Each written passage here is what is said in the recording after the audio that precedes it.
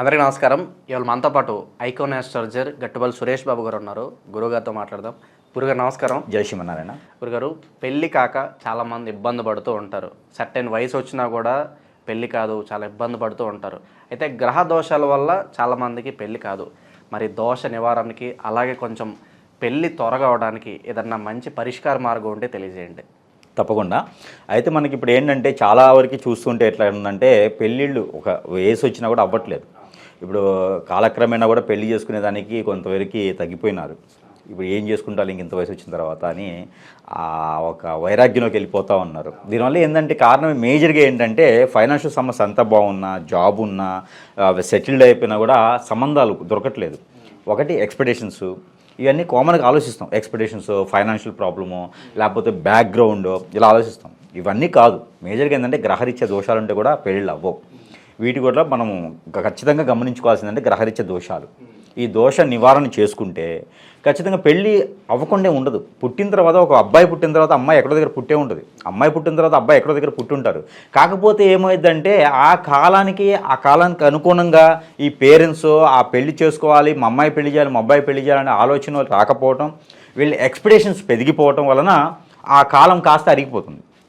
కాలం క్రమేణా పెరిగిపోతుంది, వీళ్ళకి వయసు అయిపోతూ ఉంది. ఇవన్నీ కూడా ఏంటంటే కారణం ఏంటంటే వాళ్ళ ఎక్స్పెక్టేషన్స్ వచ్చినా ఒకవేళ పిల్లలకి పెళ్ళిళ్ళకి అవ్వకపోయినా కూడా గ్రహరీత్యా కూడా దోషం అనేది ఉంటుంది. ఒకటి వాస్తుపరంగా ఉంటుంది, రెండోది పూర్వీకుల దోషాలు ఉంటాయి, మూడోది వీళ్ళ పుట్టినటువంటి హరస్కోపులు ఆ సమయంలో పుట్టిన వెంటనే కనుక వీళ్ళు శాంతి హోమాలు లేకపోతే కొన్ని రకాలటువంటి పూజలు జపాలు చేయించలేకపోవడం వలన ఇవన్నీ కూడా కలిసి వాళ్ళకి పెరుగుతూనే ఇక్కడ దోషాలు కూడా పెరుగుతూ ఉంటాయి. దానివల్ల కూడా పెళ్ళిళ్ళు అనేది ఎక్కువగా కనిపిస్తూ ఉంటుంది, అవ్వకుండా ఉండకపోవడం, పెళ్ళిళ్ళైనా విడిపోవటం, త్వరగా విడిపోవటం, ఏదో గొడవలు రావడం, అవును మిస్అండర్స్టాండింగ్ కాకపోతే ఏదైనా అవ్వచ్చు. ఇంకా కాకపోతే ఇది పరిస్థితి ఏంటంటే గ్రహరీత్యా దోషం కూడా ఉంటుంది. కాకపోతే అది ఎలాంటి దోషాలంటే కాలసర్పదోషం, అలానే నాగదోషం, కుజుదోషం, రాహుదోషం, ఆ రాహుకేతుల దోషం, ఇలా కొన్ని రకాల దోషాలు ఉంటాయి. గ్రహరీత్యా ఏ దోషం ఉన్నా, బుధుడు ఎక్కువ ఉన్నా పెళ్ళవదు, అలానే కాలసర్పదోషం ఉన్న పెళ్ళవద్దు. కాలసర్పదోషం అంటే గ్రహాలతో సంబంధం లేదు. ఈ కాలసర్పదోషం అంటే మనం పుట్టుకతోనే వస్తుంది. మనం పుట్టినప్పుడు మన పెద్దవాళ్ళు ఏదైనా తప్పులు చేసుకున్నా, మన పూర్వీకులు నాన్న తరపు నుంచి అమ్మ తరపు నుంచి ఎవరైనా తప్పులు చేస్తుంటే కూడా అవన్నీ కూడా పిల్లల మీదకి వస్తాయి. ఇవన్నీ కామన్గా బయట చెప్పుకోరు, పిల్లల మీదకి వస్తాయి. అవి ఏంటంటే పెళ్ళిళ్ళ విషయంలో ఇబ్బంది పెడతాయి. ఏదైనా బలవంతంగా పెళ్లి చేస్తే పిల్లల విషయంలో ఇబ్బంది పెడతాయి. ఇవన్నీ కూడా తెలియదు అనమాట. ఇప్పుడు పెద్దవాళ్ళు ఉంటారు, వాళ్ళు ఏదైనా అమ్మవారికో అయ్యవారికో పూజిస్తూనో, వాళ్ళు ఏదైనా హోమం చేస్తూనో, ఒక మొక్కుబడి ఉంటేనో, ఒక టెంపుల్కి సేవ చేస్తూనో ఉంటారు. ఈ పిల్లలకి చెప్పుకోరు. అది చెప్పుకోకుండా వాళ్ళు కాలక్రమేణా కలిసిపోతుంటారు. ఈ పిల్లల మీద పడుతుంది ఆ ఎఫెక్ట్. ఇప్పుడు దేవుళ్ళకి ఏంటంటే ఒకసారి చేస్తాను ఒప్పుకున్న తర్వాత ఆ వంశం మొత్తం కూడా చేయాలి, వాళ్ళ తర్వాత కూడా వీళ్ళు చేసుకుంటూ ఉండాలి. అలా కాని పక్షాన మూడో పక్షం అంటే వాళ్ళ కాని పక్షాన మూడోసారి జన్మించే వాళ్ళకి ఆ కాలసర్ప దోషాలన్నీ ఏర్పడతాయి. ఇవన్నీ కూడా ఏంటంటే తెలియదు అనమాట. వీళ్ళు సరైన సమయంలో కనీసం పూజలు చేసుకోకపోవటం, ఆ నాగపడిలకో, సుబ్రహ్మణ్య స్వామికో, ఆ మానస అమ్మవారికో పూజలు చేయకపోవటం వలన ఈ ఎఫెక్ట్లు అనేది చిన్నగానే ఉంటాయి. పూజ చేయకపోతే ఇంత ఎఫెక్ట్ ఉంటుందా అనుకోవచ్చు, కానీ చిన్నగానే ఉంటాయి. కానీ ఎఫెక్ట్ చాలా పెద్దగా పెళ్ళిళ్ళు అవ్వకుండా ఉండేంత వరకు ఉంటాయి అన్నమాట. అయితే వీళ్ళందరూ కూడా ఏంటంటే చిన్న పరిష్కారం మార్గం అయితే ఉంటుంది. అంటే ఒక 18 ఏజ్ నుంచి 55, 60 ఏజ్ వరకు ఉన్న వాళ్ళు కూడా అందరూ కూడా చేసుకోవచ్చు. పెళ్ళి అయిన వాళ్ళైనా, పెళ్ళి కాని వాళ్ళైనా, కన్ని పిల్లలుగా ఉన్నా, చిన్న పిల్లలుగా ఉన్నా కూడా వాళ్ళకి హరస్కోపులో కాలసర్పదోషం కానీ, నాగదోషం కానీ, లేకపోతే పూర్వీకుల శాపం కానీ, లేకపోతే రాహుకేతులకు సంబంధించిన కానీ, శని భగవానుడిది కానీ, కుజుదోషం కానీ, ఇలా ఏమైనా దోషాలు ఉంటే కనుక శుక్రదోషం అని ఉంటుంది. కలత్ర దోషం అంటారు దాన్ని, మగవాళ్ళలో ఎక్కువ కనిపిస్తుంది. ఈ శుక్రదోషం అంటే కలత్ర దోషం అంటారు. అంటే పెళ్ళిళ్ళు వీళ్ళకు కూడా అవ్వవు, త్వరగా పెళ్ళిళ్ళు అవ్వవు. వీళ్ళకు కూడా పెళ్ళైనా కూడా భార్యాభర్తల మధ్య ఎడబాటు ఉంటుంది. హరోస్కోప్ చూస్తే చాలా బాగుంటుంది, కంఫర్టబిలిటీ చాలా బాగుంటుంది. 36/28, 30 వరకు ఉంటాయి. పాయింట్స్ అన్నీ బాగున్నాయి కదా, గణాలన్నీ బాగున్నాయి కదా అనుకుంటారు. కానీ వీళ్ళిద్దరి మధ్య ఎడబాటు ఉంటుంది. ఎవరొకరు వచ్చి పుల్లయ్యటము, వాళ్ళే ఎడబాటు చేసుకోవడము ఉంటుంది. వీళ్ళందరికీ కూడా ఏంటంటే పూజలు కానీ, హోమాలు కానీ కొంతమంది నమ్మినా నమ్మకపోయినా చేయిస్తారు. ఆ ఒక పరిష్కార మార్గాలు దొరుకుతాయి. కాకపోతే ఇప్పుడు బాగా చేసేవాళ్ళు ఎవరున్నారు? నాకు తెలిసినంత వరకు పూజ చేయాలంటే 50,000, 60,000 అవుతుంది. అది కూడా కరెక్ట్గా వీళ్ళకి పరిహారం దొరుకుతుందని చెప్పలేం. లేకపోతే కర్ణాటక లేకపోతే మహారాష్ట్ర వెళ్ళి ఏదైనా ప్రసిద్ధి చెందిన టెంపుల్లో అభిషేకాలు, హోమాలు, లేకపోతే పూజలు, శాంతి హోమాలు చేయించుకోవాలి. కొన్ని దగ్గర చేస్తారు. మనకు ఒక దగ్గర బడ్జెట్లు ఉండవు, ఒకళ్ళు వెళ్ళేటువంటి బడ్జెట్లున్నా వెళ్ళేటువంటి సహకరించదు. వీళ్ళందరూ కూడా ఏంటంటే సింపుల్ పరిష్కార మార్గాలు అనేది కూడా ఉంటాయి. ఎందుకంటే కోట్ల రూపాయలు ఖర్చు పెట్టేసి ఏదో హోమాలు చేపించి చక్ర స్నానాలు చేపించి అంటే చేయించుకుంటే మంచిదే, చేయించుకోవచ్చు, కానీ అందరికీ ఆ స్తోమత ఉండకపోవచ్చు. అందరికీ అవ్వదు కదా అది. ఇప్పుడు ఎవరో ఎమ్మెల్యేలు ఎంపీలు లేకపోతే మంచి సెలబ్రిటీలో డబ్బు ఉన్న వాళ్ళైతే చేయించుకునే దానికి ఉండేది. డబ్బు ఉన్నా కూడా చేయించుకోలేని పరిస్థితుల్లో ఉన్న వాళ్ళు చాలామంది ఉన్నారు ఈ రోజున. వీళ్ళందరూ కూడా ఏంటంటే ఇప్పుడు విదేశాల్లో ఉంటారు, వాళ్ళ పరిస్థితిని చేయించుకోవడానికి వాళ్ళకు ఉన్నది కదా. అందుకని వీళ్ళందరూ కూడా ఏంటంటే ఒక చిన్నపాటి పరిహారం అనేది ఉంటుంది. వీళ్ళందరూ కూడా ఆ పరిహారం చేస్తే ఖచ్చితంగా పెళ్ళయ్యేదానికి నా వరకు నేనైతే 100కి 100% అవుతుందని చెప్పొచ్చు నేనైతే. కానీ ఆ పరిహార మార్గం ఏంటంటే ఇది నాగమణి అంటారు దీన్ని. అందరూ చూసినట్టయితే ఇది నాగమణి. ఈ యొక్క నాగమణి అనేది ఇది మనకి మామూలుగా మీకు పూజా స్టోర్లో దొరుకుతుంది, మన దగ్గర అయితే ఉంటుంది. ఇది ఒక తక్కువ కాస్టే ఉంటుంది. దీని ఆరిజిన్ ఎక్కడ గురుగారు, ఎక్కడ అసలు యాక్చువల్గా ఎక్కడ దొరుకుతుంది? ఇది మంచు కొండల్లో ఉంటుంది.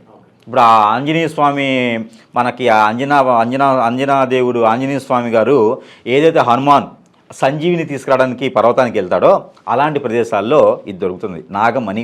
ఇది మ్యాక్సిమం అయితే చాలామంది తెలిసి ఉంటుంది. ఈ నాగమణి చాలామంది వాడుతుంటారు, ఇళ్లలో కూడా పెట్టుకుంటూ ఉంటారు. వాస్తు ప్రకారంగా లోపాలు ఉన్నా కూడా ప్రతి ఇంట్లో ఇంతకుముందు అయితే మన పూర్వీకులు ప్రతి ఇంట్లో నాగమణి అనేది ఒకటి ఉంటుంది, తీసుకొచ్చి ఇంట్లో పెడతారు. పెద్దవాళ్ళు అయితే మా ఇంట్లో అయితే ఎప్పుడూ ఉంటుంది.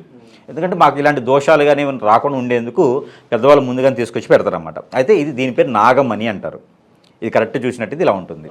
ఇది మంచుకొండల పర్వతాల్లోనే పడుతుంది అనమాట. మనకి ఇప్పుడు వచ్చేసి రాజస్థాన్, హర్యానా, యూపీ సైడు అట్లాంటి ప్రదేశాల్లో ఇది కాశీకి వెళ్ళి కూడా ఉండొచ్చు నాకు తెలిసి.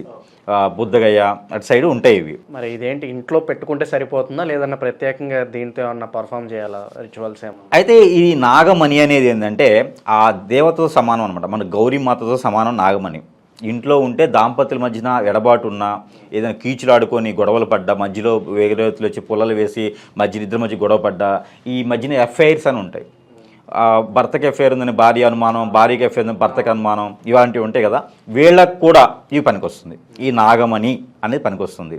ఇంటికి ఏదైనా దోషాలున్నా కూడా ఇది యూజ్ చేసుకోవచ్చు. దీనికి ఒక మంత్రోచ్చారణ ఉంటుంది. ఇది గురువుగారే మేమైతే మంత్రోచ్చారణ చేసిస్తాము. ఇక్కడ తీసుకొని కూడా ఇది ఒక ఎర్రని క్లాత్లో వేసేసి ఇంటికి అంటే సింహద్వారానికి కట్టుకుంటే కూడా ఒకటి ఆ దిష్టి దోషాలు కానీ నరదిష్టి ప్రభావం కానీ కూడా తగ్గుతుంది నాగమణి. అయితే మనం ఇప్పుడు పెళ్ళిళ్ళ గురించి ఇది నాగమణి అంటారు దీన్ని. ఈ నాగమణి తీసుకొని మనకి స్ట్రైట్గా ఇప్పుడు ఇలా ఉంది కదా, ఈ నాగమణి ఇలా ఉంటుంది. ఇలా ఉన్నది తీసుకొని ఈ చెట్టుది అనమాట. ఈ చెట్టుకి ఆకులేమి ఉండవు, ఇట్లానే వస్తుంది. ఇది ఆకులు ఉన్న కూడా చిన్న చిన్న ఆకులు గ్రీన్ కలర్లో కొన్ని కాలమే ఉంటుంది. ఈ చెట్టు అంతా ఇలాంటి మోడిగా ఉంటుంది అనమాట.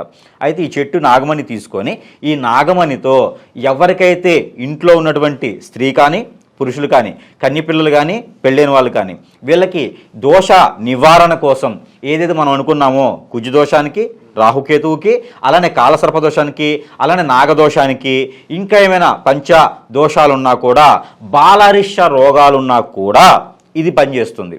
₹1,00,00,000 పెట్టి హోమం చేస్తే ఎంత అవుతుందో ఆ ఒక ప్రతిఫలం అనేది ఈ యొక్క చిన్నపాటి డబ్బులతో, చిన్నపాటి ఎంత పెద్ద ఖర్చు అవుతుంది, ఈ చిన్నపాటి దాంతోనే వాళ్ళకి సకాలంగా అన్ని రకాలుగా ప్రాబ్లమ్స్ తీర్చేందుకు అనుకూలంగా అనువుగా ఉంటుంది.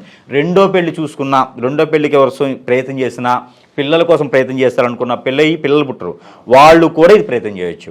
ఇది ఏమి లేదు, ఒక శుక్రవారం కానివ్వండి, ఒక మంగళవారం కానివ్వండి, ఒక ఆదివారం కానివ్వండి, ఈ నాగమణిని ఇంటికి తీసుకొచ్చుకొని అమ్మవారి దగ్గర లేదా మన దేవుని మందిరంలో పెట్టుకొని పూజించుకొని దీనికి పసుపు, కుంకుమ, గంధుమ వేసేసి పూజించుకోవాలి. హారతి ఇచ్చేసి పూజించుకున్న తర్వాత తీసి ఉదయాన్నే ఉదయించేటువంటి అంటే ఒక రాత్రి నిద్ర చేసిన తర్వాత ఉదయాన్నే ఉదయించేటువంటి సూర్యుడికి చూపించిన తర్వాత మనము ఇది ఎడమ చేతులు ఇలా పెట్టుకొని క్లాక్ వైజ్గా దీన్ని ఇట్లానే ఉంచాలి, ఇట్లా చేయకూడదు. క్లాక్ వైజ్గా ఇలా, క్లాక్ అంటే మనం ఇట్లా ఎడమ చేతిలో పెట్టుకుంటే ఈ రైట్ సైడ్ నుంచి ఇలా ఈ క్లాక్ వైజ్గా కనుక మనము ఇలా కాలు దగ్గర నుంచి తల వరకు ఇలా కనుక ఒక 14 టైమ్స్ లేదా వాళ్ళకి ఉన్నటువంటి ఏజ్ని ప్రకారంగా 21 టైమ్స్ దిష్టి తీసి ఇది తీసుకెళ్ళి దూరంగా ఎక్కడైనా ఇంటికి దూరంగా పెట్టేసి కాల్చేయాలి.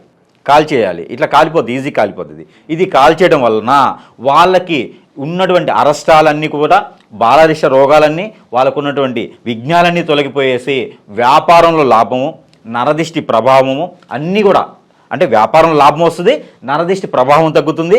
అలానే గ్రహరీత్యా దోషాలు పెళ్ళిళ్ళు కానటువంటి వాళ్ళు ఎవరైనా ఉంటే కూడా వాళ్ళకి 100% 10 రోజుల నుంచి 90 రోజుల్లోపు వాళ్ళకి మంచి సంబంధం కుదిరేసి పెళ్ళి కూడా అవుతుంది.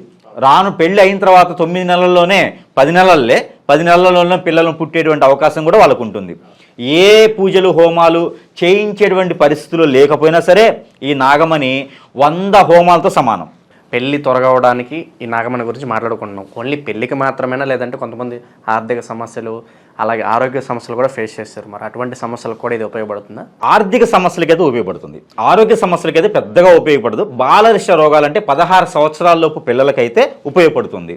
ఈ బాలరిష రోగాలంటే హార్మోన్స్ బ్యాలెన్స్ పిల్లల్లో గ్రహరీత్యా వాళ్ళకి ఉపయోగపడుతుంది. కానీ ఆ పెద్దవాళ్ళు అయి ఉండి ఆరోగ్యరీత్యా అంటే కొంతమేర ఉపశమనం మాత్రమే తప్పితే ఉపయోగపడదు.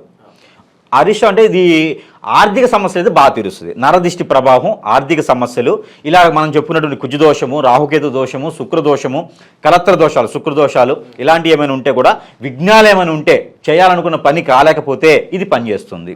ఖచ్చితంగా ఈ నాగమణి అనేది పనిచేస్తుంది. ఇది మనకి మార్కెట్లో దొరుకుతుంది, నా దగ్గర కూడా ఇది దొరికేదానికి అవకాశం ఉంది. ఇంకోటి ఏంటంటే ఇది సుబ్రహ్మణ్య స్వామితో సమానం. ఈ షష్ఠి రోజు చేసుకుంటే ఇంకా మంచిది. వారంతో సంబంధం లేదు, వారంతో సంబంధం లేకుండా ఏ నెలలైనా సరే షష్ఠి తిథి ఉన్న రోజున చేసుకుంటే మరీ మంచిది. అశ్విని నక్షత్రం ఉన్న రోజున చేసుకున్నా కూడా మరీ మంచిది. అలానే కొన్ని నక్షత్రాల రోజున, కొన్ని తిథుల రోజున చేసుకుంటే కూడా మరీ మంచిది. దాంట్లో ఒకటి షష్ఠి. ఆ షష్ఠి రోజున చేసుకుంటే మరీ శుభకార్యంగా ఉంటుంది. కాబట్టి ఏ మాసంలోనే వచ్చే షష్ఠి రోజు చేసుకుంటే మరీ మంచిది ఉంటుంది. కాబట్టి ఆ మేర ఈ ప్రయత్నం చేసి అందరూ కూడా పెళ్ళిళ్ళు చేసుకొని సుఖశాంతులతో ఉండాలని నేను కోరుకుంటా ఉన్నాను. జై శ్రీమన్నారాయణ.